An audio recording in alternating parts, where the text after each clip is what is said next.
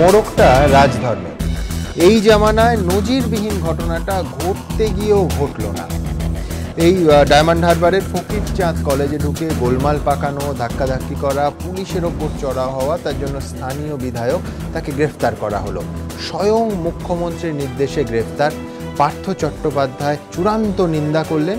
ভাবা হচ্ছিল যে প্রশাসনিক নিরাপত্তার একটা উদাহরণ আমাদের সামনে আসবে, কিন্তু এলো না। তার কারণ পুলিশের ওপর চড়াও হওয়ার অভিযোগের পরও 3টে মামলা হলো, 3টেই জামিনযোগ্য ধারায়।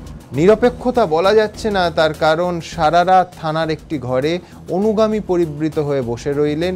এমনকি আদালতে গিয়ে বসলেন আইনজীবীদের নির্দিষ্ট বসার জায়গায়। এতটাই বিভ্রান্তিকর অবস্থা তিনি সৃষ্টি করলেন যে স্বয়ং বিচারক জিজ্ঞেস করলেন যে অভিযুক্ত কে, এবং সরকারি আইনজীবী যথারীতি মূক ভূমিকায়, অন্য অনেক মামলার মতো।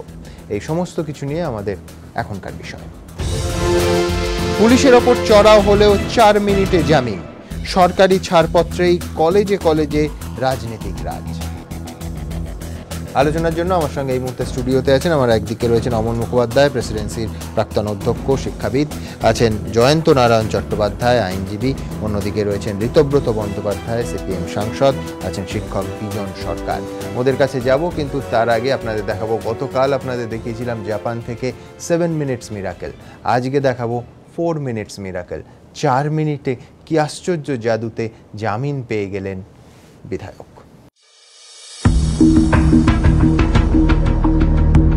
এই ছবি দেখলে মনে হতেই পারে কোনো প্রভাবশালী ব্যক্তি সপার্ষদ নিজের ঘরে বসে শলা পরামর্শ সারছেন, কিন্তু বাস্তবে এটা কারো বাড়ি নয়, এটা ডায়মন্ড হারবার থানা। আর এই যে ব্যক্তি পার্শ্বদ বেষ্টিত হয়ে বসে আছেন, তিনি ধৃত তৃণমূল বিধায়ক দীপক হালদার। এই ঘরটি থানার ভেতরে আইসির ঘরের ঠিক উল্টো দিকে। ঘরের মধ্যে আশেপাশে কোথাও কোনো পুলিশ কর্মী নেই। থানার লকআপের বদলে একজন ধৃতকে রীতিমতো ভিআইপি ট্রিটমেন্ট। মঙ্গলবার থানার মধ্যে বসে এভাবেই ধৃত তৃণমূল বিধায়ক নিজের অনুগামীদের সঙ্গে শলা পরামর্শ সারেন। আর ভিআইপি ট্রিটমেন্ট এখানেই শেষ নয়। থানা থেকে আদালতে নিয়ে যাওয়ার সময় পাক্কা 7 মিনিট রীতিমতো সাংবাদিক বৈঠক করেন ধৃত তৃণমূল বিধায়ক। সারদাকাণ্ডে ধৃত কুণাল ঘোষ শাসকের বিরুদ্ধে মুখ খুললেই যেখানে ধাক্কা লাথি কোনো কিছুই বাদ দেওয়া হয় না, সেখানে খোদ আইসি থেকে কনস্টেবল সবাই দাঁড়িয়ে দেখলেন থানা চত্বরের মধ্যেই ধৃত তৃণমূল বিধায়কের সাংবাদিক বৈঠক। পুলিশ তাকে গ্রেফতার করেছে, অথচ আদালতে কাঠগড়ার পরিবর্তে তৃণমূল বিধায়ককে বসানো হয় আইনজীবীদের বসার বেঞ্চে। বাকি ধৃতরা কাঠগড়ায়, শুধু তৃণমূল বিধায়ক বাইরে, যা দেখে খোদ বিচারক কোথাও। শুনানি শুরুতেই বিচারক জিজ্ঞাসা করেন অভিযুক্ত কোথায়। সঙ্গে সঙ্গে হাত তোলেন তৃণমূল বিধায়ক। তাকে কাঠগড়ার বাইরে দেখে হতবাক বিচারক প্রশ্ন করেন, অভিযুক্ত বাইরে কেন? এ কি ব্যাপার? খাঁচায় আসুন। এরপর বিচারকের নির্দেশে কাঠগড়ায় ওঠেন ধৃত তৃণমূল বিধায়ক। শুনানি শুরুতেই তৃণমূল বিধায়ক দীপক হালদারের জামিনের আবেদন করেন তার আইনজীবী। বিরোধিতা তো দূরের কথা, একটি শব্দও খরচ করেননি সরকারি আইনজীবী। ফলে 4 মিনিটের মধ্যে জামিন পেয়ে রীতিমতো অনুগামীদের নিয়ে বিজয় উৎসবের ঢঙে আদালত চত্বর ছাড়েন তৃণমূল বিধায়ক। যদিও এই দৃশ্য অবাক নন আইনজীবীদের একাংশ, কারণ তাদের দাবি ধৃত তৃণমূল বিধায়ক যাতে সহজেই জামিন পেয়ে যান, সেজন্যই তো তাঁর বিরুদ্ধে সব জামিনযোগ্য ধারা দেওয়া হয়েছিল। পুলিশের দিকে এই মারমুখী চেহারা সত্ত্বেও সরকারি কর্মীকে কাজে বাধা দেওয়ার কোনো মামলা দায়ের হয়নি তৃণমূল বিধায়কের বিরুদ্ধে। অথচ মালদায় যে সিভিক ভলেন্টিয়াররা পুলিশের হাতে মার খেয়ে রক্তাক্ত হলেন, তাদের বিরুদ্ধে কিন্তু জামিন অযোগ্য ধারাতেই মামলা দায়ের করা হয়েছে, যা দেখে বিরোধীদের কটাক্ষ, শাসক দলের বিধায়ক পুলিশকে ধাক্কা দিলেও সরকারি কর্মীকে কাজে বাধা দেওয়া হয় না। অথচ মালদায় সিভিক ভলেন্টিয়াররা মার খেলেও তাদের বিরুদ্ধেই কাজে বাধা দেওয়ার মামলা রুজু হয়। ধৃত সিভিক ভলেন্টিয়ারদের 14 দিনের জেল হেফাজত হয়, আর তৃণমূল বিধায়ক 4 মিনিটেই জামিন পেয়ে যান। অন্যদিকে তারাতলাতে সাংবাদিকদের আটক ও মারধরের ঘটনায় অভিযুক্তদের ছোঁয় না পুলিশ। তারা নিজেরাই আদালতে গিয়ে আত্মসমর্পণ করে জামিন নিয়ে নেয়। এক্ষেত্রে পোর্ট ট্রাস্টের জমি জবরদখলের অভিযোগ শাসক ঘনিষ্ঠ প্রযোজক শ্রীকান্ত মোহতার সংস্থার বিরুদ্ধে, আর তাই অভিযুক্তদের ধরতে পুলিশ সাহস পায় না বলেই মত বিরোধীদের। ডায়মন্ড হারবারের ক্ষেত্রে তো শুধু তৃণমূল বিধায়কই নন, গ্রেফতার 2 ছাত্রের বিরুদ্ধেও জামিনযোগ্য ধারাতেই মামলা রুজু হয়েছে। সংঘর্ষের সময় ব্যাপক ভাঙচুর করা হয়েছিল সরকারি কলেজের ইউনিয়ন রুমে। তা সত্ত্বেও সরকারি সম্পত্তি ভাঙচুরের মতো কোনো জামিন অযোগ্য ধারা প্রয়োগ করার প্রয়োজনীয়তা বোধ করেনি পুলিশ। বিরোধীদের দাবি, ডায়মন্ড হারবারের ঘটনায় তৃণমূল সরকার ওপরে ওপরে রাজধর্ম পালনের বার্তা দিলেও রায়গঞ্জে বেল, মাঝদিয়ায় জেল, এই মডেল থেকে এখনও সরেনি শাসক দল। তাই বিধায়ককে লোক দেখানো গ্রেপ্তার করিয়ে তার জামিন পাইয়ে রাখার সমস্ত ব্যবস্থাই আগেভাগে করে রেখেছিল শাসক দল। প্রকাশ সিনহা ও জয়দীপ হালদার, এবিপি আনন্দ।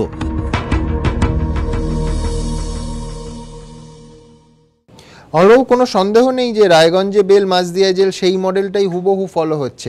আমি বলছি যে পুরোটাই কি আইওয়াস? আরাবুল 6 বছরের জন্য তাকে নাকি সাসপেন্ড করা হয়েছে, পঞ্চায়েত সমিতির সভাপতি এখনো ভাঙড় কলেজে পরিচালন সমিতির মাথায়। মানে সত্যি সত্যি এই ঘটনাগুলো বা এই ব্যবস্থাগুলো তাহলে কি সবটাই আইওয়াস? না না, এখন আমরা যে রাজত্বে বাস করছি সেটা হচ্ছে এই যে এখানে যা খুশি তাই করব, কোনো নিয়ম মানব না, কোনো আইনের শাসন মানব না, আমরা যা খুশি তাই করব। যেহেতু আমরা শাসক, অতএব শাসক যা খুশি তাই করতে পারে। এখানে গণতন্ত্র বলে কিছু নেই, নিয়ম কানুন বলে কিছু নেই, আইনের শাসন বলে কিছু নেই। নিজের দলের ক্ষেত্রে আইনকে একরকমভাবে ব্যবহার করা হবে, অন্য দলের ক্ষেত্রে আইনকে আর এক রকমভাবে ব্যবহার করা হবে। দীপক হালদার যে 4 মিনিটে জামিন পাবেন এটা কিন্তু আমরা আগে থেকে আন্দাজ করেছিলাম, কাজে এতে একটু আশ্চর্য হওয়ার কিছু নেই। তিনি যে ভিআইপি ট্রিটমেন্ট পাবেন সেটাও আমরা আন্দাজ করেছিলাম, সেখানেও কিন্তু বিস্মিত হওয়ার কোনো কারণ নেই।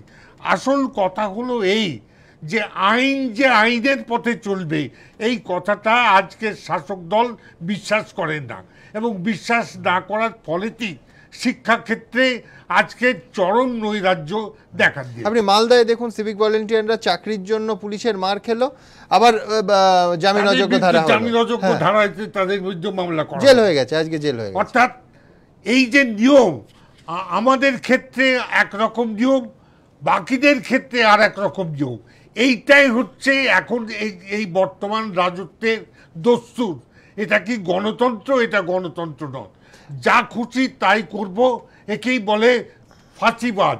সেই ফাঁসিবাদ এখন পশ্চিমবঙ্গে চলছে, আমরা অসহায়ভাবে সেটা দেখে যাচ্ছি। আমি একবার দেখাতে চাইবো যে দীপক হালদার, যে বিধায়ককে নিয়ে এত ঘটনা বলি, সেই বিধায়ক ছিলেন এলআইসি এজেন্ট, কিভাবে দ্রুত রাজনীতির পদবে ওপরে উঠলেন দেখাবো। অবাক গ্রেফতারি, প্রথমে গ্রেফতার, তারপর 4 মিনিটেই জামিন। অনুব্রত মণ্ডলের আগাম জামিন পেতে সময় লেগেছিল 5 মিনিট। ডায়মন্ড হারবারের তৃণমূল বিধায়ক জামিন পেতে আরও 1 মিনিট সময় কম নিলেন। বিরোধীরা কটাক্ষ করে বলছেন, কে কত তাড়াতাড়ি জামিন বা আগাম জামিন পেতে পারেন তার জন্য শাসক দলের মধ্যে যে প্রতিদ্বন্দ্বিতা চলছে তা হার মানাতে পারে ট্র্যাকে উসাইন বোল্ট এবং জাস্টিন গ্যাটলিনের রেশারেশিকেও। আর ডায়মন্ড হারবারের রাজনীতির পরিচিতরা বলছেন, দীপক হালদার কি আর দেশে ব্যক্তি? তাকে ঘিরে বিতর্কই বা নতুন কিসের? শ্লীলতাহানি থেকে শুরু করে খুনের চেষ্টার মামলা রয়েছে তার বিরুদ্ধে। একাধিক বেআইনি আর্থিক প্রতিষ্ঠানের মালিকের সঙ্গে ঘনিষ্ঠতা থেকে শুরু করে কারখানা বন্দর থেকে তোলাবাজি বা আয়ের সঙ্গে সঙ্গতিহীন সম্পত্তির অভিযোগ উঠেছে তৃণমূল বিধায়কের বিরুদ্ধে। বিতর্কিত মন্তব্যেও তিনি কম যান না।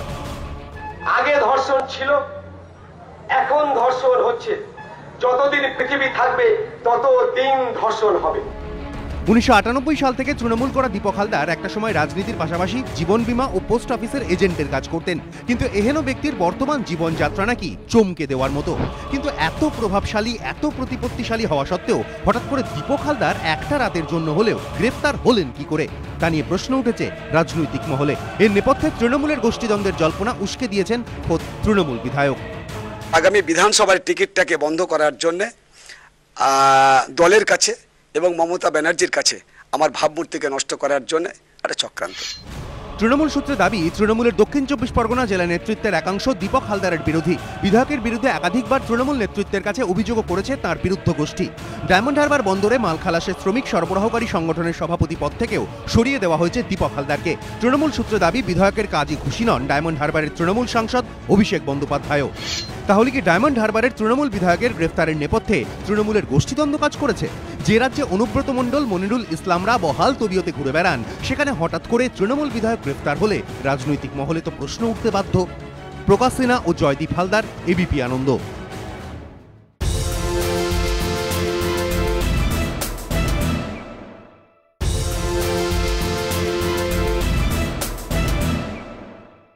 রীতিমতো একটা পার্টে আসা উচিত, সেটা হচ্ছে 4 মিনিটে জামিন নিঃসন্দেহে বিস্ময়কর। কিন্তু একটা জিনিস তো মানতে হবে যে একজন স্ট্যান্ডিং এমএলএ, বিধায়ক, দলেরই বিধায়ক, তাকে গ্রেফতার করার নির্দেশ দিলেন মুখ্যমন্ত্রী। আমি যদি খুব ভুল না করি, তিলক চৌধুরী এরকম 3.5 মিনিট, ওই 58 বছরের ছোট্ট ছেলে রায়গঞ্জে, ওনারও 3.5-4 মিনিটেই জামিন হয়েছিল, এবং পুলিশ তাকে দেখতেই পায়নি যতক্ষণ না তিনি আত্মসমর্পণ করছেন। মানে উনি এসে সেই অস্ত্র, যাই হোক আমি তার মধ্যে যাচ্ছি না। অনুব্রত মগের মুলুকে অন্য তো কিছু হওয়ার কথা নয়। এই মগের মুলুকে যে সন্ত্রাসের রাজত্ব চলছে, এবং আপনি যে ঘটনা না, কালকে তাহলে গ্রেফতারের নির্দেশ কেন? বলি, আমি সেটাই বলছি। ওই যে কলেজকে কেন্দ্র করে কাল ঝামেলা, ওখানে তৃণমূল ছাড়া কারোর নাম উচ্চারণের কোনো পারমিশন নেই, ওখানে কেউ নেই। আমি এখানে দাঁড়িয়ে বলছি, ওখানে এসএফআই কর্মী সমর্থক কলেজে যাওয়া তো দূরের কথা, অ্যাডমিট কার্ড পর্যন্ত তুলতে পারে না, পরীক্ষায় বসতে পারেনি, একাধিক রয়েছে এরকম। তো সেইখানে সেরকম একটা জায়গায়, একেবারে বিরোধী শূন্য জায়গায়, তাহলে মারপিটটা করলো কারা? মাফিয়া গ্যাংয়ের দুটো অংশ, তো মাফিয়া দল এটা। এই মাফিয়া গ্যাংয়ের গ্যাং ওয়ার হয় যেরকম, সেরকম গ্যাং ওয়ার হলো কলেজের মধ্যে। এবং আপনি যেটা বলছিলেন, রাজ্যের শিক্ষামন্ত্রী পার্থ চট্টোপাধ্যায় যেটা কালকে কোট আনকোট বলেছেন সাংবাদিক সম্মেলনে, কি বললেন? যে ওখানে যা হয়েছে সংবাদ মাধ্যমে দেখা গেছে সব অন্যায়, ড্যামেজ কন্ট্রোল করতে গিয়ে গ্যাংয়ের একটা অংশ, তাকে একজনকে গ্রেপ্তার করা হলো। তিনি যেভাবে থানায় বসেছিলেন, বিশ্বাস করুন, আপনারা যদি না দেখাতেন ওটা ডায়মন্ড হারবার থানা, আমার মনে হতো ওটা ডায়মন্ড হারবার, মনে হচ্ছিল যে তৃণমূল কংগ্রেসের অফিস, তৃণমূলের কার্যালয়, যে ভঙ্গিমায় উনি বসে রয়েছেন। আদালতেও প্রায় একই, আদালতে তো যে শুনলাম খাঁচায় আসুন, বিচারক বলেছেন যে খাঁচায় আসতে, তা উনি খাঁচায় গেছেন, যেতে হয়েছে। কিন্তু যেটা গোটা বিষয়টা, এই যে যা চলছে আমাদের রাজ্যে, এবং সিভিক ভলেন্টিয়ারদের যে ছবি দেখা গেল, যে সিভিক ভলেন্টিয়ার যারা, আমি বলছি অধিকাংশ তৃণমূল কংগ্রেস করেন, তৃণমূলের ঘনিষ্ঠ, যেভাবে কাল মারা হলো, যে আক্রোশে, এখন পুলিশকে আমি দোষ দিয়ে জেল খাটছে, পুলিশের তো কিছু করার নেই। গেস্টাপোর মতো, হিটলারের গেস্টাপোর মতো এখানে যে ঠ্যাঙাড়ে বাহিনী তৈরি হয়েছে, সেই ঠ্যাঙাড়ে বাহিনী দাপিয়ে বেড়াচ্ছে ঠ্যাঙাড়ে বাহিনীর। আর এই ঘটনাটা, এই সিভিক ভলেন্টিয়ারদের আজকে জেল হওয়া, আর এই সরকারি আইনজীবীর ভূমিকা কি ছিল? ওনার আইনজীবী তো ওনার জামিনের জন্য সওয়াল করেছে।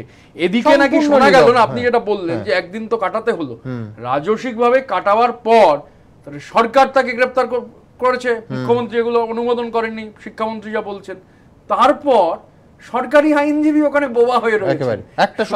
এই মানে সে 58 বছরের ছোট্ট তিলক চৌধুরী, সেখান থেকে শুরু, বাচ্চা ছেলে, সেখান থেকে শুরু করে এই দীপক হালদার, ধারাবাহিকতা চলছেই। মগের মুলুকে অন্য কিছুর কথা হওয়ার নয়, সে শিব ঠাকুরের আপন দেশে আইন কানুন সর্বনেশে, এখানে সর্বনেশও নেই, রসাতলে চলে গেছে। আমি এটা নিয়ে জয়ন্তর কাছে আসবো। জয়ন্ত, এই বারবার সিভিক ভলেন্টিয়ারদের কথা হচ্ছে, সরকারি কর্মচারীকে কাজে বাধা দেয়া, আইপিসি 353 জামিন অযোগ্য, সেটা ওরা পেলেন, সেটা দীপক হালদারের ক্ষেত্রে প্রযোজ্য হলো না? পুলিশের ওপর চড়াও হওয়া, ধাক্কাধাক্কি করা। আসলে আইনের ছাত্র হিসেবে এই ধরনের বিষয়ে যে অংশগ্রহণ করতে হবে, এটা ভেবেও কিন্তু আমার খারাপ লাগে যে আমরা তো আইনের কথা বলতে পারি বা একটা কিছু এক্সপ্লেইন করার চেষ্টা করতে পারি, কিন্তু এই ধরনের অন্যায়কে আমি কিভাবে এক্সপ্লেইন করি? প্রথম কথা আমি বলবো, এই যে প্রবণতা, একের পর এক প্রবণতা, যারা একের পর এক অন্যায় করছেন তাদের বিরুদ্ধে জামিন যোগ্য ধারা দেওয়া হচ্ছে। কোথাও বা যদি ভুল করেও জামিন অযোগ্য ধারা এসে থাকে, সরকারি আইনজীবী সেখানে প্রতিবাদ করছেন একের পর এক ঘটনায় গত 4 বছরে। এগুলো কিন্তু জুডিশিয়ারিকে নাড়িয়ে দেবে এবং জুডিশিয়ারিকে নাড়িয়ে দিচ্ছে। এই জন্য কিন্তু আইন ব্যবস্থা তৈরি হয়নি।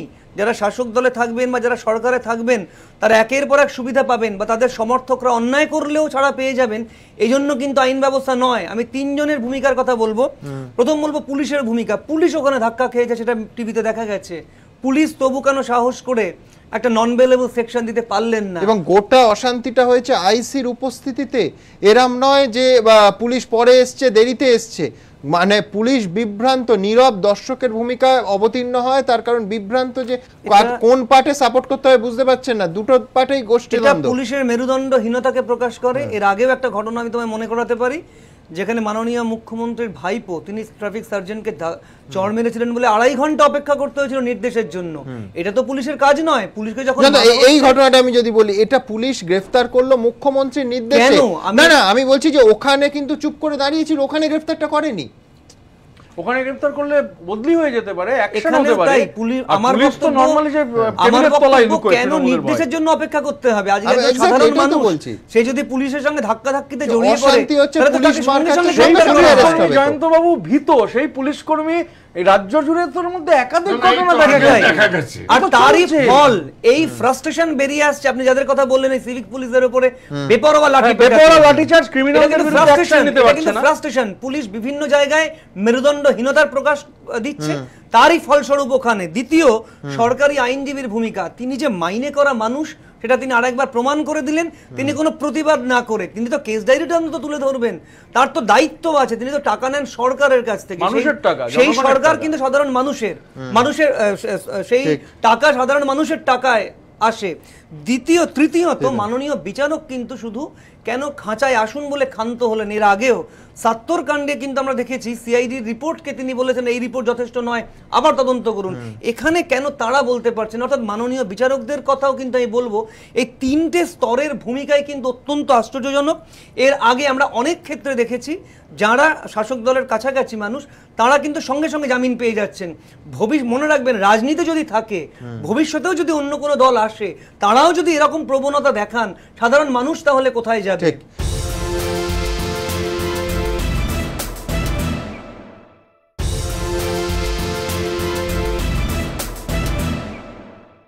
আমি দ্রুত একবার দেখাবো যে কালকে মাননীয় পার্থ চট্টোপাধ্যায় তিনি বিস্ময় প্রকাশ করলেন যে কেন বিধায়ক ওখানে যাবেন তো এই জন্য যে পরিচালন সমিতির মাথায় সবসময় রাজনীতিবিদদের বসানো হচ্ছে। এই অসুস্থ এবং অশুভ প্রবণতা এখন নয়, বাম আমল থেকে এই চ্যানেলে নানা অনুষ্ঠানে আমরা সমালোচনা করে এসেছি। এখন আরাবুল ইসলামরাও ভাঙড় কলেজের মাথায় বসেন পরিচালন সমিতির। আমি এটা বলছি, unbecoming of an MLA, unbecoming of a Trinamool leader. শিক্ষামন্ত্রীর এই উত্তর শুনে কারণ মনে হতেই পারে ডায়মন্ড হারবার কলেজে যাওয়াটাই উচিত হয়নি তৃণমূল বিধায়কের। কিন্তু শিক্ষাবিদরা পাল্টা বলছেন তৃণমূল বিধায়ককে কলেজে যাওয়ার ছাড়পত্র তো দিয়েছে খোদ সরকারই। ফকিরচাঁদ কলেজের ওয়েবসাইট বলছে সরকারের প্রতিনিধি হিসেবেই কলেজের পরিচালন সমিতিতে রয়েছেন তৃণমূল বিধায়ক দীপক হালদার, একেবারে পরিচালন সমিতির সভাপতি। তাহলে খোদ সরকারই যখন তাকে কলেজের হত্যাকর্তা বানিয়ে দিয়েছে তখন বিধায়ক মশাই তো সেখানে যাবেনি। বিরোধীদের প্রশ্ন, তাহলে কলেজে বিধায়কের কুকীর্তি সামনে চলে আসার পর শিক্ষামন্ত্রীর ভালো সেজে লাভ কি? বীজটা তো তারাই বপন করেছেন। এই প্রশ্নের মুখে শিক্ষামন্ত্রীর গলায় সাফাইয়ের সুর। আমি যাওয়া উচিত হয়নি বলিনি, আমি বলেছি যে দৃশ্যত কালকে যা দেখা গেছে ওইভাবে তার ব্যবহার করাটা সমীচীন বলে মনে হয়। ডায়মন্ড হারবারের তৃণমূল বিধায়ক একা নন, এ রাজ্যের অধিকাংশ কলেজের মাথাতেই এখন শাসক দলের নেতা বিধায়ক। যেমন দীর্ঘকাল জেল, থুরি, হাসপাতালে বন্দী মদন মিত্র এখনো 2টি কলেজের পরিচালন সমিতির সভাপতি পদে আসীন। বেলঘরিয়ার Bhairab Ganguly college, Bagbazar women's college জেলে গিয়েছেন, কিন্তু মদন মিত্রর মন্ত্রীপদ যেমন যায়নি তেমনি কলেজের ক্ষমতাও যায়নি। সদ্য রেলের লোহা চুরির অভিযোগে আদালতে দোষী সাব্যস্ত হয়েছেন তৃণমূল বিধায়ক সোহরাব আলী। কিন্তু লোহা চুরিতে দোষী সাব্যস্ত হয়েছেন তো কি হয়েছে, তাতে কি কলেজের কর্তা থাকা যায় না? রানীগঞ্জের পিবিটি কলেজের ওয়েবসাইটেও পরিচালন সমিতির সভাপতি পদে জলজল করছে তৃণমূল বিধায়ক সোহরাবের নাম। ছাড়বো আর রাখবো সেটা তো প্রশ্ন আসেনি এখন পর্যন্ত। প্রশ্ন আসলে আমরা আইন হিসাবে আইনকে মেনে চলবো। সিএম যদি বলে দেয় কি সোহরাব তোমাকে খারিজ করতে হবে, আমি করে দেবো। আমাদের স্পিকার যদি বলে দেয় কি না সোহরাব তোমাকে খারিজ করতে হবে, 1 মিনিট লাগবে না, খারিজ করে দেবো। মহেশতলা কলেজের পরিচালন সমিতি পদে কিছুদিন আগে পর্যন্ত ছিলেন এক প্রাক্তন আমলা, কিন্তু সম্প্রতি সেই পদে আসীন হয়েছেন স্থানীয় তৃণমূল বিধায়ক কস্তুরী দাস। বিরোধীরা কটাক্ষের সুরে বলছে হবে নাই বা কেন, তিনি কি শুধুই তৃণমূল বিধায়ক? সেই সঙ্গে মেয়র শোভন চট্টোপাধ্যায় শাশুড়িও বটে। আর এ যদি হয় তৃণমূল থেকে কলেজের মাথায় বসার উদাহরণ, তাহলে অনেককে লজ্জা দিতে পারেন ভাঙড়ের বেতাজ বাদশাহ আরাবুল ইসলাম। তৃণমূল নাকি দল থেকে তাকে বহিষ্কার করেছে, কিন্তু তাতে কি? ভাঙড় মহাবিদ্যালয়ের পরিচালন সমিতির সভাপতির পদ থেকে তাকে সরায় কার হিম্মত? তিনি জেলে যেতে পারেন, তার বিরুদ্ধে অধ্যাপককে জগ ছুড়ে মারার অভিযোগ উঠতে পারে, তার শিক্ষাগত যোগ্যতা নিয়ে প্রশ্ন থাকতে পারে, কিন্তু তাই বলে কি তিনি কলেজের শিক্ষক দিবসের অনুষ্ঠানে মুখ্য অতিথি হিসেবে উপস্থিত থাকতে পারেন না? এমন মাথার দিব্যি কেউ দেয়ও নি। তাই আরাবুল শিক্ষার মানোন্নয়নে নিরলস প্রচেষ্টা করে চলেছেন। এ তো গেল একটি কলেজের মাথায় একজন বিধায়কের বসার উদাহরণ। বজবজের তৃণমূল বিধায়ক অশোক দেব তো আবার 4টি কলেজের পরিচালন সমিতির মাথায়। Bangabasi day college, Bangabasi evening college, Bangabasi morning college,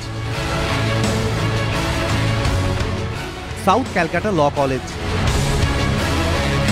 শিক্ষাকে রাজনীতি মুক্ত করার প্রতিশ্রুতি দিয়েছিলেন যারা, তাদের আমলেই কিনা কলেজে কলেজে মাথায় বিধায়ক সাংসদরা? প্রশ্নের মুখে ফের সাফাই শিক্ষামন্ত্রী। আমরা যেগুলো দেখছি ধীরে ধীরে, এখনো তো মাত্র 100টার মতন করেছি, বাদ বাকিগুলো চেঞ্জ করি। কিন্তু বিরোধীরা কটাক্ষের সুরে বলছে দলীয় সতীর্থদের কলেজের মাথা থেকে সরানোর প্রক্রিয়া শুরু করলেও নিজের কথাই বোধহয় ভুলে গিয়েছেন শিক্ষামন্ত্রী, কারণ তিনি নিজেই এখনো সরসোনা কলেজের পরিচালন সমিতির সভাপতি। কেউ কেউ বলতেই পারেন শিক্ষায় আধিপত্য কায়েমের এই পথ আর নতুন কি? বাম আমলেও তো প্রশান্ত সুর কিংবা অনিল বসুরা একাধিক কলেজের মাথায় ছিলেন, কিন্তু বামেদের জুতোয় পা না গলানোর প্রতিশ্রুতি দিয়ে ক্ষমতায় আসা তৃণমূলই যখন সেই পুরনো পথকে আরো মজবুত করে শিক্ষাকে দলতন্ত্রের নাক পাশে আষ্টে পৃষ্ঠে বাঁধে, তখন তো অবাক হতেই হয়। বক্তব্য শিক্ষাবিদদের একাংশের। কৃষ্ণেন্দু অধিকারী, এবিপি আনন্দ। বিজন, এর পাশাপাশি রাজনীতির পাশাপাশি আরেকটা অত্যন্ত গুরুত্বপূর্ণ ঘটনা যেটা এই কালকের ঘটনার সামনে এসেছে, সেটা হচ্ছে ফকিরচাঁদ কলেজের অধ্যক্ষ, তিনি স্কুল সার্ভিস কমিশনের চেয়ারম্যান। আমি বলছি যে দুটোই অত্যন্ত গুরুত্বপূর্ণ ফুল টাইম জব, এ কোনোটার প্রতি জাস্টিস করতে পারছেন নাকি? স্কুল সার্ভিস কমিশনের চেয়ারম্যানের যে পদ, সেটা নিঃসন্দেহে অনেক বেশি দায়িত্বের। তার পাশাপাশি একটা কলেজের অধ্যক্ষ, সেখানে সময় দেওয়া খুব কঠিন। দুটো কাজ একসঙ্গে হতে পারে না, এবং কোনোটা সময় কম দেবে, কোনোটা সময় বেশি দেবেন। এই করতে গিয়ে দুটোর মধ্যে কোনো একটাতে তিনি সময় কম দিলে সেই জায়গাটা খারাপ হবেই। কিন্তু যেটা নিয়ে প্রশ্ন উঠছে যে বিধায়ক দীপক হালদার গ্রেপ্তার না হলে প্রশ্ন উঠবে না, গ্রেপ্তার সাধুবাদযোগ্য। আমার মনে হয় না ঋতব্রত এতে দ্বিমত হবে যে গ্রেপ্তারের সিদ্ধান্ত নিঃসন্দেহে সাধুবাদযোগ্য, কিন্তু 4 মিনিটে জামিনটা, গ্রেপ্তার যদি না হতো তখন প্রশ্ন উঠত। গ্রেপ্তার হয়েছে বলে অনেকেই বলছেন গট অফ হয়েছে, আসলে বিরোধীরা কি বলবেন সেটা নিয়েই দিশাহারা, দ্বিধাগ্রস্ত। শম্ভুনাথ কাউন্সিলর, তিনি গ্রেপ্তার হয়েছিলেন। প্রাক্তন বিধায়ক আরাবুল, তিনি গ্রেপ্তার হয়েছিলেন। তিলক চৌধুরী গ্রেপ্তার হয়েছিলেন। কিন্তু পাশাপাশি যদি আমি বাম আমলটা দেখি, শহীদ দত্ত গ্রেপ্তার হয়নি, আত্মসমর্পণ করেছিলেন, পুলিশ খুঁজে পাচ্ছিল না, আমি জানি, এসে ধন্য করেছিলেন। শহীদ দত্ত কি হলো? তপন শুকুর দলের সম্পদ বলে বরণ করা হলো। বিধায়ক সুশান্ত ঘোষ দলের সম্পদ। এরকম বালুরঘাট কলেজে আপনার নিশ্চয়ই মনে আছে নারায়ণ বিশ্বাস হাঙ্গামা করতে গিয়ে কি হয়েছিল। আসলে প্রশ্ন হলো শিক্ষা ক্ষেত্রে, আমি সব বুঝলাম বিজন, আমার একটা কৌতূহল আছে, সেটা হচ্ছে সমস্ত যাদের গ্রেফতার করা হবে তারা যদি বলে যে আমার একটা আলাদা ঘর দিয়ে এক্স্যাক্টলি দীপক হালদারের মতো করে আমি অনুগামী নিয়ে বসে থাকবো, কি করবেন ওসিরা? এটা কোনোভাবেই পুলিশ তার যা করণীয় সেই কাজটাই করবে।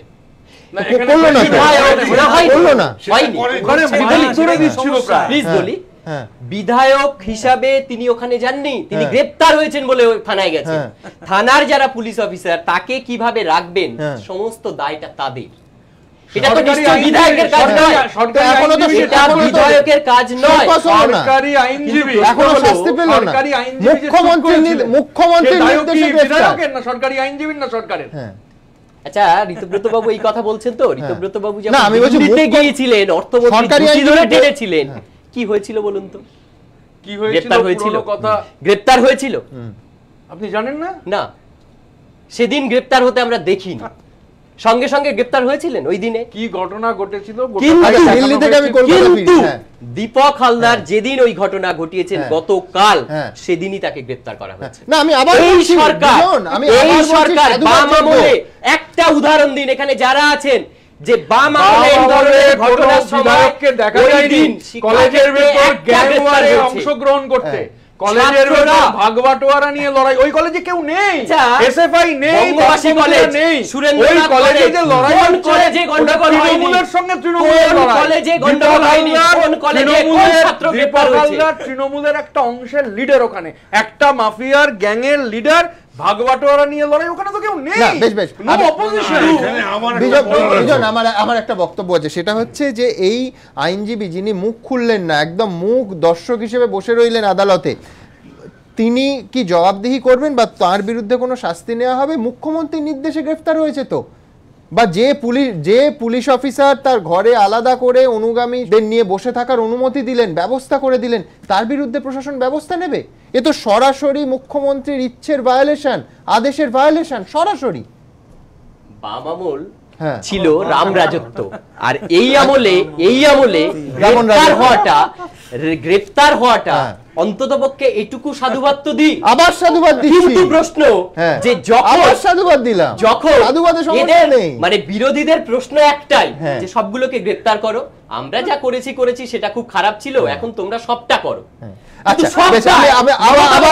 বেসিক শিক্ষার একটা প্রশ্নে ফিরছি, সেটা হচ্ছে যে ফকিরচাঁদ কলেজের অধ্যক্ষ এই ঘটনা আরেকটা সামনে বড় প্রশ্ন তুলে দিল যে তিনি পাশাপাশি অধ্যক্ষ, অন্যদিকে স্কুল সার্ভিস কমিশনের চেয়ারম্যান, এই দুটো গুরু দায়িত্ব একসঙ্গে সামলানো সম্ভব? দেখুন, ভাঙচুর ধাক্কাধাক্কি থেকে পুলিশকে শাসানি। সোমবার ডায়মন্ড হারবারের ফকিরচাঁদ কলেজে কোনো কিছুই বাদ যায়নি। হাজির ছিলেন খোদ তৃণমূল বিধায়ক, যদিও যার হাজির থাকার কথা ছিলেন না তিনি কলেজের অধ্যক্ষ। কলেজের তাণ্ডব হয়ে গেল, কিন্তু অধ্যক্ষের দেখা মিলল না। আসলে অধ্যক্ষের তো আর শুধু কলেজ দেখলে চলে না, আরো বিস্তর কাজ আছে। ফকিরচাঁদ কলেজের অধ্যক্ষের পাশাপাশি সুবীরেশ ভট্টাচার্য স্কুল সার্ভিস কমিশনের চেয়ারম্যানও। অভিযোগ, কলেজে কার্যত দেখাই যায় না সুবীরেশকে। সোমবার একদম শুরুতে সংঘর্ষের ঘটনার কথা জানতেনই না তিনি, ছিলেন কলকাতায়। সূত্রের খবর, কলেজ থেকেই ফোন যায় তাঁর কাছে। এ বিষয়ে মঙ্গলবার সুবীরেশ ভট্টাচার্যের সঙ্গে কথা বলার চেষ্টা করা হলেও বারবার এবিপি আনন্দকে এড়িয়ে যান তিনি। শিক্ষা মহলের অনেকেই বলছেন, এক ব্যক্তিকে দুটো পদে বসানো হলে কোনো দায়িত্বই পুরোপুরিভাবে পালন করা সম্ভব নয়, তাও আবার এমন গুরু দায়িত্ব। যদিও এই আমলে সুবীরেশ একা নন, এই পথের পথিক আরো অনেকেই। মহুয়া দাস উচ্চ মাধ্যমিক শিক্ষা সংসদের সভাপতি, আবার বাগবাজার উইমেন্স কলেজের অধ্যক্ষ। কলেজ সার্ভিস কমিশনের চেয়ারম্যান দীপক কর, তিনি আবার আশুতোষ কলেজের অধ্যক্ষ। মানিক ভট্টাচার্য প্রাথমিক শিক্ষা পর্ষদ সভাপতি, এরই সঙ্গে একটা সময় যোগেশচন্দ্র চৌধুরী আইন কলেজের অধ্যক্ষের দায়িত্বও সামলেছেন। চারুচন্দ্র কলেজের অধ্যক্ষ মুক্তিনাথ চট্টোপাধ্যায়ও একটা সময় অধ্যক্ষের পাশাপাশি উচ্চ মাধ্যমিক শিক্ষা সংসদের সভাপতি ছিলেন। কিন্তু কলেজের অধ্যক্ষের দায়িত্ব তো অনেক, তার সঙ্গে যদি আরও এক গুরু দায়িত্ব দেওয়া হয় তাহলে হয়তো সংশ্লিষ্ট ব্যক্তির প্রভাব প্রতিপত্তি বাড়ে, কিন্তু আখেরে কি প্রতিষ্ঠানের ক্ষতি হয় না? প্রতিষ্ঠানের ভয়ঙ্কর ক্ষতি হয় যদি সেই প্রতিষ্ঠানের অধ্যক্ষ সর্বক্ষণের না হন।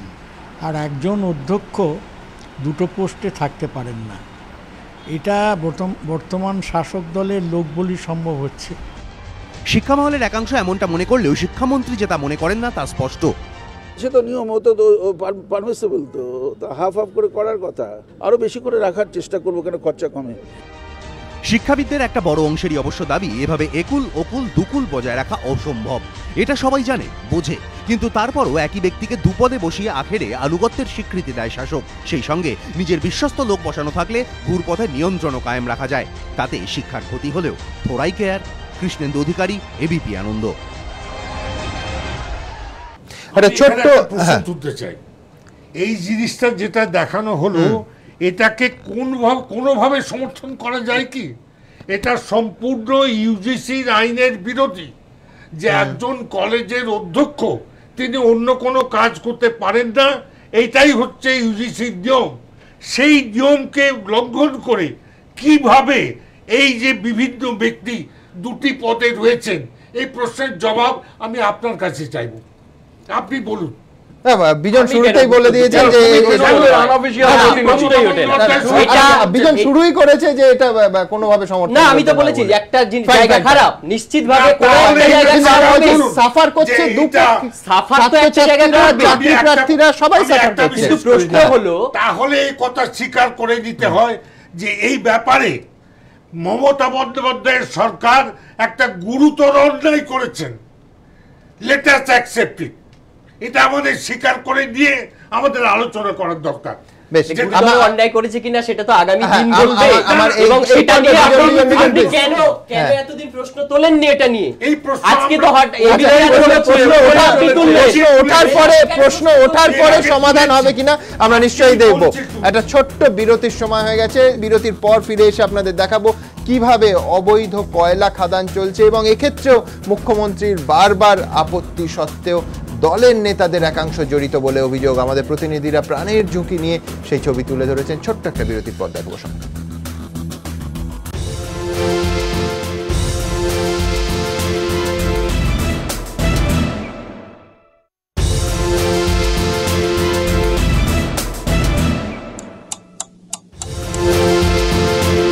দীর্ঘশ্বাসের ধোঁয়ায় কালো করেছে ভবিষ্যৎ, আর অনুশোচনার আগুনে ছাই হচ্ছে উৎসাহের কয়লা।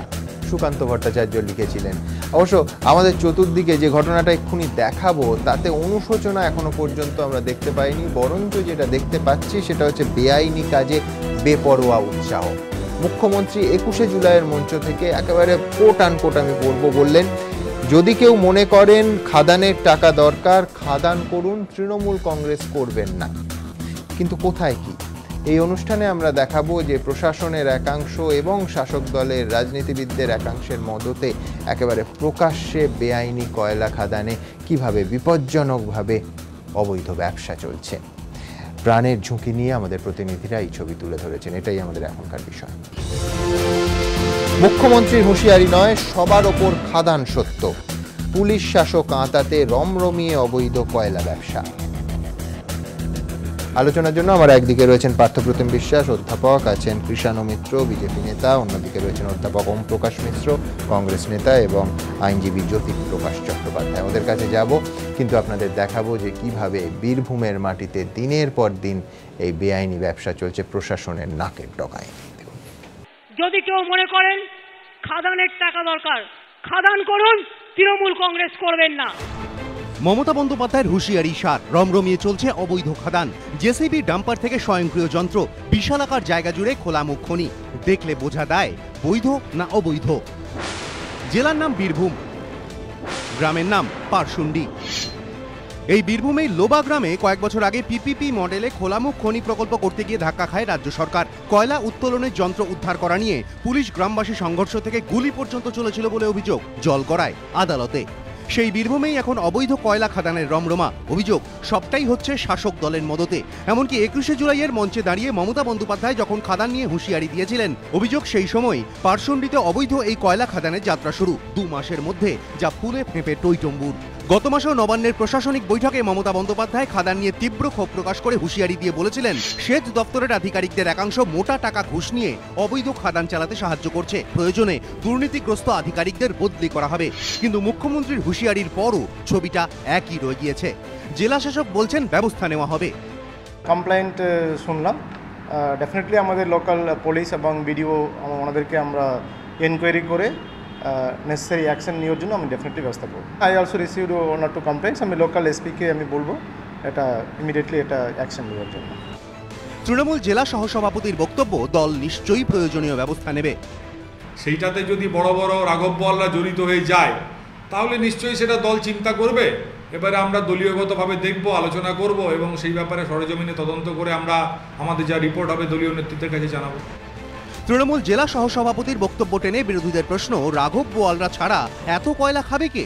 আর এখনকার দিনে রাঘব বোয়াল কারা তা কে না জানে। কিন্তু রাজনৈতিক মহলে প্রশ্ন একটাই, খোদ মমতা বন্দ্যোপাধ্যায়ের হুঁশিয়ারিকেও কানে তোলেন না এমন নেতার সংখ্যা কি বাড়ছে তৃণমূলে? বীরভূমে শাসক দলের নেতাদের একাংশের তাহলে এতটাই দাপট যে দলনেত্রীর বার্তাও তারা উপেক্ষা করতে ভয় পান না, যেভাবে ভয় পান না রাজারহাট নিউ টাউনে সিন্ডিকেটের সঙ্গে যুক্তরা রাজর্ষি দত্তগুপ্ত ও গোপাল চট্টোপাধ্যায়, এবিপি আনন্দ।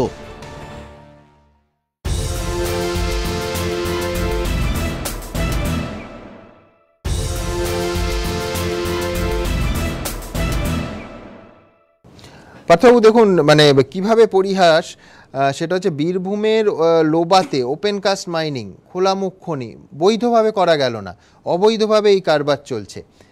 এই কাঁকরতলায় যেখানকার ছবি আমাদের প্রতিনিধিরা তুলে ধরেছেন, গ্রাম পঞ্চায়েত, জেলা পরিষদ, পঞ্চায়েত সমিতি সমস্ত শাসক দলের মদত ছাড়া হচ্ছে না। আমি দেখলাম যে নেতা নিজেই বলছেন যে রাঘব বোয়ালরা যুক্ত আছেন কিনা দেখা যাবে, দল নিশ্চয়ই ব্যবস্থা নেবে। এমনিতে যে জেলার কথা আপনারা বললেন যে বীরভূম জেলা, এটা নানা কারণে রবীন্দ্রনাথের জন্য সবচেয়ে বিখ্যাত ছিল।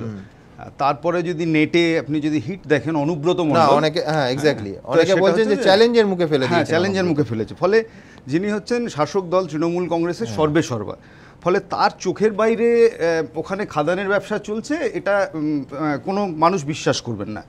ফলে খাদান চলছে এবং একটা সময় দেখবেন রাজ্যে যে টাকা মাটি টাকা, এটা ছিল সিন্ডিকেটের ডাক, প্রমোটারের ডাক, এখন হচ্ছে খাদানের ডাক এসছে। এবং এই খাদানের ব্যবসাটায় আমি বিশ্বাস করুন, আমি ছোটোবেলা থেকে ইঞ্জিনিয়ারিং পড়েছি, আমি না জানতাম না যে কয়লা থেকেও অক্সিজেন বেরোয়। যে জেলার সভাপতি তার অক্সিজেনের এই ট্রাবল আছে বলে আমরা জানি, তো তিনি যে এত চাঙ্গা আছেন এই কয়লার অক্সিজেনে, এটা হচ্ছে প্রথম বোঝা গেল। এবং একইভাবে ওই জেলায় যেভাবে অক্সিজেন সাপ্লাই হচ্ছে, কলকাতায় একটু আরবানাইজ সিচুয়েশনে দেখবেন পোর্ট ট্রাস্টেও সেই অক্সিজেন বেরিয়েছে এবং সেই অক্সিজেনে আমাদের এখানকার বড় বড় প্রযোজকরা তারা কিন্তু দিব্যি সুস্থ আছেন এবং এই প্রত্যেকটা ঘটনাই ঘটছে শাসক দলের মদতে। এবং এখানে শাসক দল, পুলিশ এবং আপনি যদি বলেন দুষ্কৃতী যারা এই ধরনের ব্যবসাগুলো করছে, and open cast mine dangerous. আমরা কালাপাথরের মতো ছবিতেও দেখেছিলাম যে কত শ্রমিক মরেছে, ইভেন এখনো মরছে বহু জায়গায় দেশে। সেখানে দাঁড়িয়ে আমাদের মতো রাজ্যে মামাটি মানুষের স্লোগান দিয়ে যারা এগোচ্ছেন, সেখানে এই মানুষের অবস্থা, এখানে এই মাইনে এবং কিভাবে আমি আপনাদের দেখাচ্ছি কিভাবে চলছে, মানে একেবারে কর্পোরেট কায়দায় সেই মোডাস অপারেন্ডিতে এই বেআইনি খনিগুলোর অবৈধ কারবার চলছে। দেখুন, আমরা এই মুহূর্তে দাঁড়িয়ে রয়েছি বীরভূমের এক প্রত্যন্ত প্রান্তে পারশুন্ডি এলাকায়। আমার ঠিক পেছনে যে দৃশ্যটা দেখতে পাচ্ছেন সেটা হচ্ছে খোলামুখ খনি প্রকল্প, অর্থাৎ যেখানে কয়লা উত্তোলনের কাজ চলছে। দেখে মনে হতে পারে এটা একেবারেই সরকারি একটা উদ্যোগ, কিন্তু তা নয়। আক্ষরিকভাবে এটা একেবারে বেসরকারি, বেআইনি, অবৈধ খাদান তৈরি করে সেখান থেকে কয়লা উত্তোলন চলছে। বিস্ময়কর হলেও এই ছবি সত্যি। একেবারে সরকারি কায়দায় জেসিবি, ডাম্পার, স্বয়ংক্রিয় যন্ত্র দিয়ে বিশালাকার জায়গা জুড়ে তৈরি খোলামুখ খনি। সেখান থেকে অনবরত কয়লা উঠছে। ডাম্পার, ট্রাক, গরু ও মোষের গাড়ি, মিনি ট্রাক, এমনকি ট্র্যাক্টরে বোঝাই অবৈধ খাদানের কয়লা লাগাতার পাচার হচ্ছে। বীরভূম জেলা জুড়ে এভাবেই রমরমিয়ে চলছে এই চক্র। অবৈধ খাদান থেকে কয়লা তুলে সেই কয়লাগুলোই গ্রামের মানুষকে দিয়ে এই সমস্ত গাড়ির মধ্যে বোঝাই করা হয়। বীরভূমের প্রশাসনের সামনে দিয়ে এই কয়লা এইভাবে পাচার হয়ে যাচ্ছে এবং কোথাও প্রশাসনের বিন্দুমাত্র হেলদোল নেই এই কয়লা পাচারকে রোখার জন্য। এই গাড়িগুলি খাদান থেকে কয়লা বোঝাই করে এনে রাখে এক একটি গোপন ডেরায়। চলতি ভাষায় এগুলি কয়লা ডিপো। আমার হাতের মধ্যে যে কয়লা রয়েছে, এই রকমই কয়লা ভর্তি ষাট গরুর গাড়ি দাঁড়িয়ে আছে মাঠের মধ্যে। এই সমস্ত গরুর গাড়িগুলো কয়লাবন্দি হয়ে আসছে পারশুন্ডি থেকে, তারপর সেইগুলো এই সমস্ত গোপন ডেরায় মজুত করা হচ্ছে। হাজার হাজার কোটি টাকার এই অবৈধ কয়লা পাচারের জন্য মাফিয়াদের হাতিয়ার খয়রাশোল, পলপাই, বড়গুনা, পারশুন্ডি, কাঁকরতলা সহ সংলগ্ন প্রত্যন্ত রুক্ষ এলাকার নিরন্ন গ্রামবাসীরা, যাদের একমাত্র চাহিদা জীবন ধারণের জন্য একটা জীবিকা। বীরভূমের প্রত্যন্ত এলাকার নিরন্ন মানুষের হাতে এই বেআইনি অবৈধ খাদানের কয়লা তুলে দিয়ে তাদের একটা জীবিকার সন্ধান করে দিচ্ছে কোল মাফিয়ারা। তুমি কোথা থেকে আসছো কয়লাটা নিয়ে? হ্যাঁ, বরগুনা। এটা তুমি এই কয়লাটা বিক্রি করে কত টাকা পাবে? কে নাম জানে, মালিক জানে। মালিক জানে, তুমি শুধু পৌঁছে দেবে? তো তোমাকে কোনো টাকা দেয় না? আমাকে 150 টাকা প্রতিদিন। এইটাই এখানে সবারই তো জীবিকা, সব গাড়ি সব এই গাড়ি। এটাই কিন্তু এই এলাকার একেবারে বাস্তব ছবি এবং এইটাকে আড়াল করে কোটি কোটি টাকার কয়লা এখান থেকে তুলে অবৈধভাবে পাচার করছে কয়লা মাফিয়ারা। এভাবেই গরু, মোষের গাড়ি বোঝাই কয়লা ছড়িয়ে ছিটিয়ে থাকা বিভিন্ন ডিপোতে মজুত হয়। স্তূপীকৃত কয়লার একটি অংশ আবার পোড়ানো হয় কয়েকটি ডিপোয়। তারপর লরিতে টন টন কয়লা বোঝাই হয়ে বেরিয়ে যায় বীরভূম ছেড়ে নিজ নিজ গন্তব্যে। টাকা, প্রচুর টাকা। এই টাকার সত্যটাই এই বীরভূমের প্রত্যন্ত এলাকায়, যেটা খনিজ সম্পদে সমৃদ্ধ এলাকা, মাটির নিচে যেখানে স্তরে স্তরে কয়লা, সেই এলাকার শিল্প সম্ভাবনাকে নষ্ট করছে, অর্থনীতিকে নষ্ট করছে এবং এই মানুষের ভবিষ্যৎকেও একেবারে নষ্ট করে দিচ্ছে। কিন্তু কোথাও প্রশাসনের কোনো নজরদারি নেই, হেলদোল নেই। এটাই বাস্তব বীরভূমের মাটিতে। ক্যামেরায় প্রীতম চক্রবর্তীর সঙ্গে গোপাল চট্টোপাধ্যায় ও রাজস্বী দত্তগুপ্ত, এবিপি আনন্দ, বীরভূম। ওমপ্রকাশ দা, একটা রাজনীতির চেহারা, একটা প্রশাসনিক চেহারা। সিউড়ি সাব ডিভিশনে থানার সামনে দিয়ে গরুর গাড়ি যাচ্ছে কয়লা বোঝাই, মানে এরমও নয় যে ঝড়ের বেগে একটা দ্রুতগামী ট্রাক বেরিয়ে যাচ্ছে। আমি বলছি, পুলিশের চূড়ান্ত পর্যায়ে যোগসাজস্যারা এই জিনিস সম্ভব? না, একেবারেই সম্ভব নয়। বরঞ্চ পুলিশ এবং প্রশাসন তারা সক্রিয়ভাবে যুক্ত এবং তারা রাজনীতিবিদদের সাহায্য করছে বা রাজনীতিবিদরা তাদের কাছে সাহায্য প্রার্থী হচ্ছেন, যে সেই যে বোঝাপড়ার সম্পর্ক, রেসিপ্রোকাল রিলেশনশিপ, সেটাতে না গিয়েও বলা যায় সমান্তরাল অর্থনীতি চলছে। কিন্তু অদ্ভুত রকমভাবে হলেও আর কি ওপেনলি চলছে। এটা দুর্দান্ত প্রতিবেদন করেছে, এটা আপনাদের যে ইনভেস্টিগেশন, এটা একটা প্রাইজ উইনিং একটা ইনভেস্টিগেশন, এখানে সবচাইতে ভয়ঙ্কর দিকটা হচ্ছে যে পশ্চিমবঙ্গে যেখানে শিল্পায়নে খরা কার্যত, এবং যেখানে প্রশাসন সম্পূর্ণভাবে ব্যর্থ হয়েছে যে মানুষের জীবন জীবিকা এবং জনকল্যাণকে সাধিত করবার জন্য, কিন্তু পাশাপাশি বেআইনি কাজ কারবার সেটা চলছে। মুখ্যমন্ত্রীকে উদ্ধৃত করলেন, মুখ্যমন্ত্রী কিন্তু বলেননি যে এগুলি বেআইনি, উনি বলছেন যে খাদানের ব্যবসা করতে। খাদানের ব্যবসাটা কিভাবে করবে? খাদানের ব্যবসাটা মানে এটা কমপ্লিটলি রেগুলেটেড এবং বিভিন্ন আইন রয়েছে, সেই সমস্তকে তোয়াক্কা না করে খাদানের ব্যবসাতে নামতে উনি বলছেন হয় খাদানের ব্যবসার সঙ্গে যুক্ত থাকো, না হয়তো তৃণমূলের সঙ্গে যুক্ত থাকো। এখানে তারা স্থির করেছে তারা দুটো কাজই একই সঙ্গে করবে, এবং তাতে অবশ্যই রুলিং পার্টির সাহায্য, সমর্থন, পৃষ্ঠপোষকতা সবই রয়েছে। এটা পশ্চিমবঙ্গের জন্য একটা ভয়ঙ্কর একটা চিত্র আপনাদের এই প্রতিবেদন। আর আমার মনে হয় যে ministry of coal, government of India, তাদের সুমোটো নোটিশ নেওয়া উচিত পরিবেশের সঙ্গে এবং পরিবেশের ভারসাম্যর বিরুদ্ধেও এই ব্যবস্থা, এবং যে শ্রমিকরা এই খাদানের মধ্যে ঢুকছে প্রতি সেকেন্ডে তাদের প্রাণ সংশয় হচ্ছে, যে কোনো দিন বড় ধরনের দুর্ঘটনা ঘটে যাবে। আমরা দ্রুত একবার দেখব যে কিভাবে রাজনীতি, প্রশাসন, পুলিশ, যাদের নজরদারি করার কথা সবকটা এজেন্সি যুক্ত হয়ে পড়ছে। অভিযোগ সেরামি মারাত্মক। বীরভূমের এই কাঁকরতলা থানা এলাকার মধ্যেই পড়ে পারশুন্ডি, যেখানে এখন রমরমিয়ে চলছে বেআইনি কয়লা খাদান। দিনে দুপুরে তা পাচার হচ্ছে থানার একেবারে নাকের ডগা দিয়েই। দিনে দুপুরে পেশাদার সংস্থার কায়দায় অত্যাধুনিক যন্ত্রপাতি নিয়ে দিনের পর দিন অবৈধ কারবার চলছে। থানার সামনে দিয়ে তা পাচার হচ্ছে, অথচ পুলিশ জানে না। এও কি সম্ভব? বিরোধীদের দাবি পুলিশ শুধু জানে তাই নয়, এই অবৈধ খাদান চলছে পুলিশ ও শাসক দল তৃণমূলের আঁতাতেই। রাস্তা দিয়ে গেলে মোটরসাইকেল নিয়ে যদি কেউ বউ বাচ্চা নিয়ে যাচ্ছে তাকে আটকাচ্ছে, আর যেখানে কয়লা গাড়ি বেরিয়েছে পুলিশ তাকে কিছু বলছে। এই তো অবস্থা। তাহলে এর দ্বারা কি প্রমাণ হয়? পুলিশ এর সঙ্গে সম্পূর্ণভাবে জড়িত। তৃণমূল কংগ্রেসের গুন্ডা বাহিনী পুলিশকে সঙ্গে নিয়ে দিবালোকে যে পুকুর চুরি করছেন, বাগে ধান খেলে ডাকায় কে, ব্যাপারটা এটা সেই জায়গায় দাঁড়িয়ে গেছে। অনেকে বলছেন পুলিশের নিষ্ক্রিয় থাকার পেছনে যথেষ্ট কারণও আছে। জেলা পুলিশ ও প্রশাসনের একটি সূত্রের দাবি, এই বেআইনি কারবার থেকে প্রতিদিন জেলা পুলিশের কর্তাদের পকেটে ঢোকে লক্ষ লক্ষ টাকা। কিভাবে? কয়লা বোঝাই লরি এবং ডাম্পার চালকদের পুলিশের কাছ থেকে একটি প্যাড কিনতে হয়। বেআইনি কয়লা বোঝাই গাড়ি যাতে পুলিশের চেকিং এড়িয়ে অবাধে যাতায়াত করতে পারে, তার ছাড়পত্র হলো এই প্যাডগুলি। এক একটি প্যাডের জন্য লরি ও ডাম্পার চালকদের মোটা টাকা মেটাতে হয়। সূত্রের খবর, 6 চাকার লরি বা ডাম্পারে 24 থেকে 30 টন কয়লা পাচার হয়। এরকম এক একটি গাড়ির জন্য প্যাড কিনতে হয় 40,000 টাকা দিয়ে। 10 চাকার গাড়িতে 35 থেকে 45 টন কয়লা পাচার করা যায়। এই গাড়ির জন্য প্যাড কিনতে হয় 60,000 টাকা দিয়ে। জেলা প্রশাসন সূত্রে দাবি, এই টাকা পুরোটাই ঢোকে জেলার পুলিশ কর্তাদের পকেটে। সেই অঙ্কটাও নেহাত কম নয়।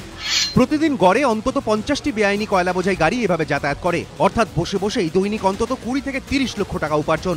বেআইনি খাদানের এই কয়লা মূলত দুটি রাস্তায় বীরভূম থেকে বেরোয়। যে গাড়িগুলি দুবরাজপুরের বিরুলি মোড় থেকে প্যাড কেনে, সেগুলি ইলামবাজার, কাঁকসা, বর্ধমান, ডানকুনি হয়ে কলকাতা কিংবা অন্যদিকে চলে যায়।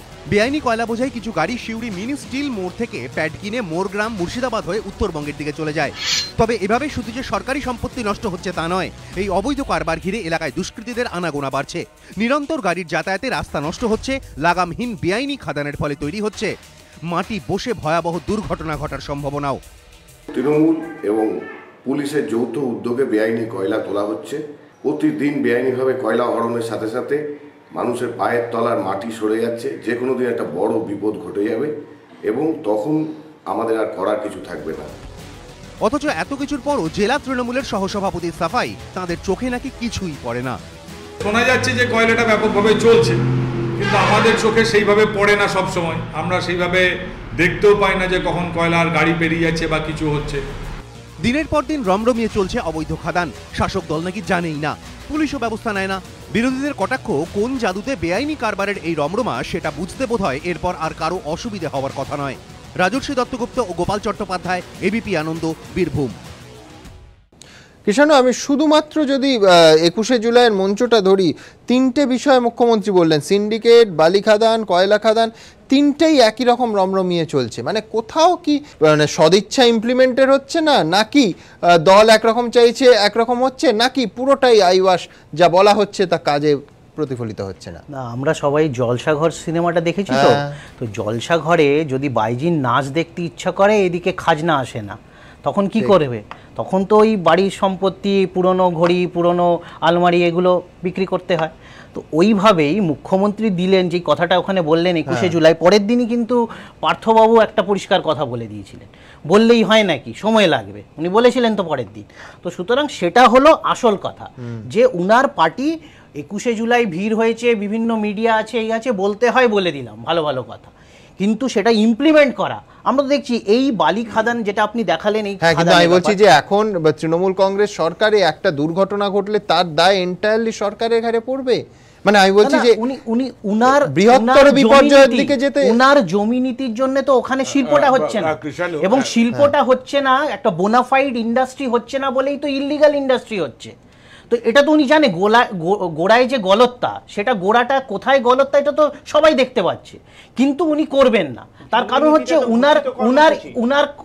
উনার ম্যান্ডেটটা আলাদা। উনি এখন জানেন যে উনি কিভাবে রাজ্যটা চলছে। উনি যেখানে আপনি দেখতে পাচ্ছেন একজন 58 বছরের লোককে বলা হচ্ছে বাচ্চা ছেলে, আপনি দেখলেন আজকে রায়গঞ্জে ছাত্র নেতাকে ছাড়িয়ে দিল, আপনি দেখলেন 4 মিনিটে, আপনি দেখলেন আরেকজন বিধায়ক ডায়মন্ড হারবারে। তো এইগুলো তো প্যাটার্ন, এইগুলো কি আপনার পলিটিক্যাল উইল যদি থাকে এটা 2 মিনিট লাগে ঠিক করতে। আজকে বিহারে আমরা দেখেছিলাম কিভাবে জঙ্গল রাজ্যত্ব চলে এসেছিল। সেই বিহারকে যখন বিজেপি সরকার এলো জোটে, সেটাকে রাতারাতি কিভাবে জঙ্গল রাজ্য থেকে উন্মুক্ত করা হলো, যে সেটাকে খতম করা হলো, সেটা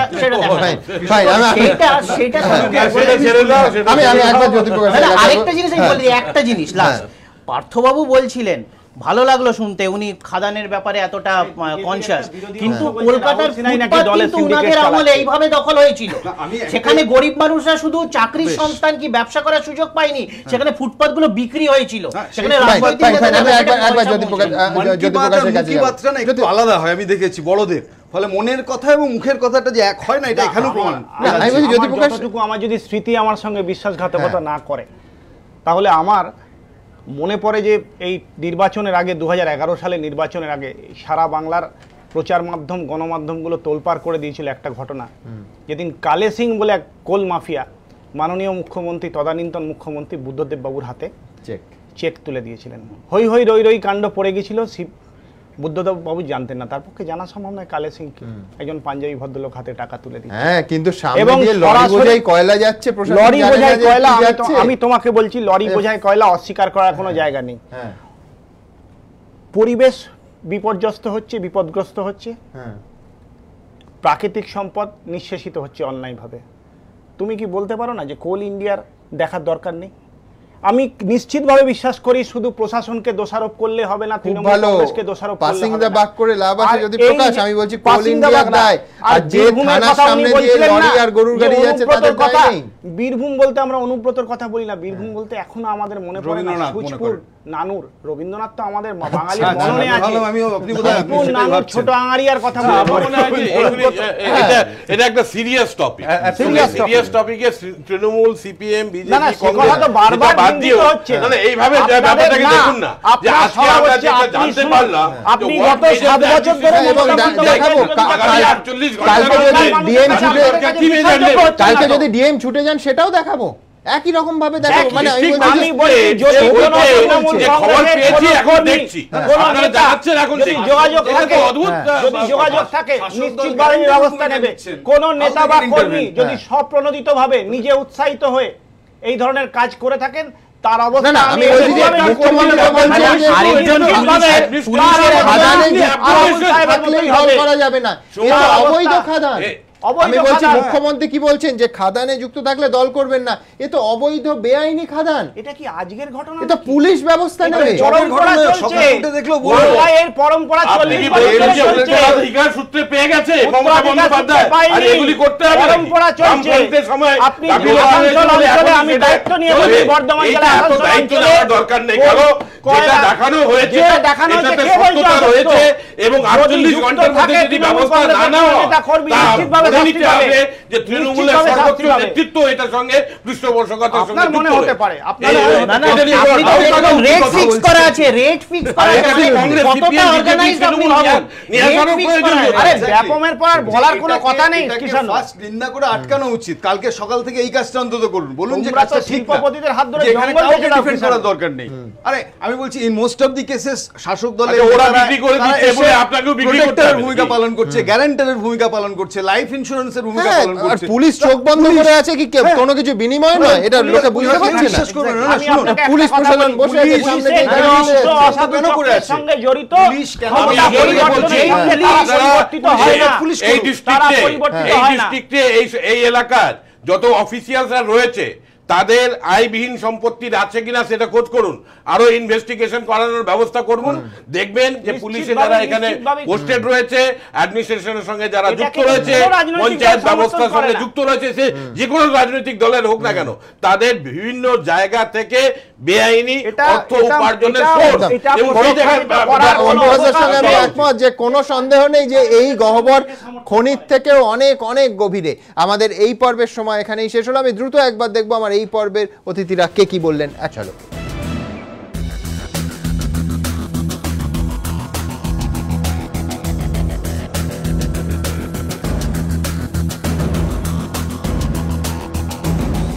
আবার আপনাদের সঙ্গে দেখা হবে আগামীকাল ঠিক রাত 8টায়। ভালো থাকবেন সবাই, শুভরাত্রি।